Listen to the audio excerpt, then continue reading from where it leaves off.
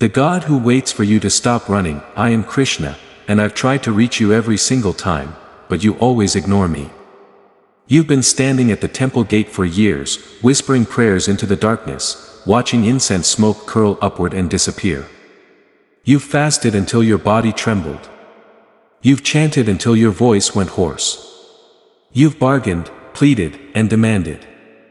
And still, you feel nothing but silence pressing against your chest like a stone. You're convinced I've turned away from you, that somehow among billions of souls, yours is the one I've chosen to ignore. But here's what you don't understand: I've never moved. You have. You've been so busy trying to reach me that you've run right past me, again and again, like someone searching frantically for glasses they're already wearing. Listen to me now, because this is the truth that will shatter everything you think you know about our connection. I don't ignore you.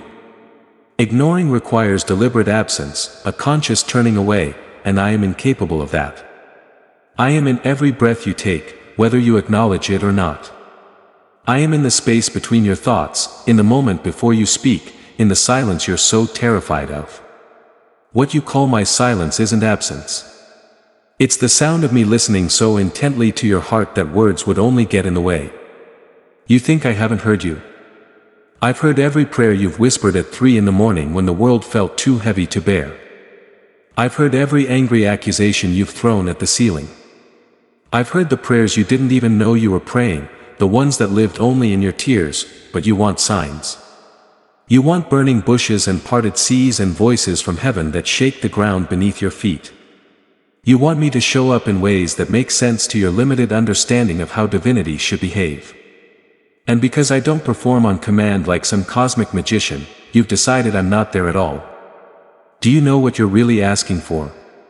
You're asking me to prove myself according to your terms, to fit myself into the small box of your expectations. You're asking the infinite to shrink itself down to the size of your comprehension, and when I refuse to diminish myself in that way, you call it rejection. Here's what you've tried. You've repeated mantras until they became meaningless sounds. You've made promises you couldn't keep, bargaining with me as if I were some merchant in a marketplace. You've compared your spiritual journey to everyone else's, wondering why their prayers seem answered while yours echo in empty space. You've read every scripture, followed every guru, performed every ritual with meticulous precision. You've tried discipline and devotion, surrender and struggle. And through all of it, you've missed the most obvious truth. I don't want your performances. I don't need your perfectly executed prayers or your flawless rituals. I want you. The real you. The one you're hiding beneath all those spiritual gymnastics. You know what actually keeps you from experiencing me. Not your imperfections. Not your doubts or your anger or your moments of faithlessness.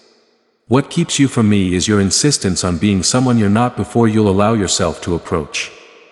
You think you need to be pure enough, devoted enough, good enough. You think you need to earn the right to my attention.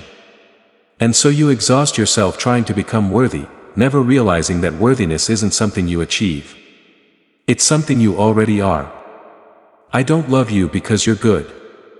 I love you because you're you, and I don't know how to not love you. That's not how this works. Every time you think I've ignored you, ask yourself what you were really asking for. Were you asking me to change your circumstances without you having to change? Were you asking me to make your life comfortable without challenge, peaceful without growth, easy without transformation? Were you asking me to confirm your existing beliefs rather than expand them? Because sometimes my greatest blessing is saying no to what you want so I can give you what you actually need. Sometimes my silence is protection. Sometimes the closed door is the answer, and the unanswered prayer is the miracle you'll understand only years from now when you look back and realize what I saved you from. You say you've tried everything to reach me, but have you tried stillness? Have you tried stopping your frantic searching long enough to notice that I'm already here? You've been so focused on the destination that you've forgotten the journey is where I live. I'm not waiting for you at some distant spiritual finish line. I'm in every step you take, every mistake you make, every moment you think you've failed. I'm especially there in your failures, because that's when your defenses finally drop and you let me see the real you instead of the spiritual persona you've constructed. The truth is, you can't reach me because there's no distance to cross. You can't find me because you're not lost. You can't earn my love because it was never conditional in the first place.